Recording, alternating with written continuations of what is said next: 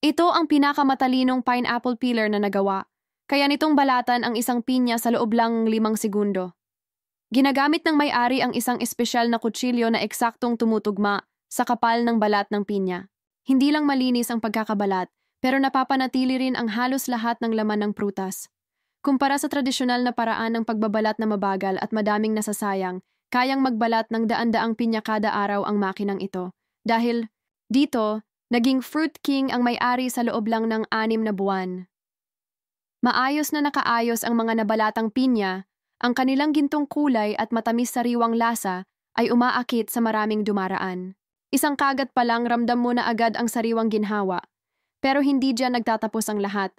Ginagamit rin ang mga pinya para gumawa ng prutas na tsa, fruit tea. Ang mga natirang bahagi ng pinya ay hinihiwang pantay-pantay, tapos iniluluto ito sa isang palayok na may malinis na tubig. Habang tumataas ang temperatura, lumilitaw ang maliliit na bula. Nanatiling kulay ginto ang mga hiwa ng pinya habang kumukulo. Di maglaon, mapupuno ng mabangong aroma ng pinya ang hangin. Unti-unting lumalabas ang natural na katas ng prutas, kaya't lalong lumalasa ang tsaa. Dinadagdagan ito ng may-ari ng isang espesyal na timplang masala at todo halo habang niluluto. Unti-unting namumuo at lumalapot ang likido habang dumidilim ang kulay ng katas. Nagbabago rin ang tekstura ng pinya, mula sa dating matigas, nagiging sobrang lambot na. Isang banayad na tusok lang ng chopsticks at madali na itong mabutas. Ibig sabihin, lutong-luto na ito.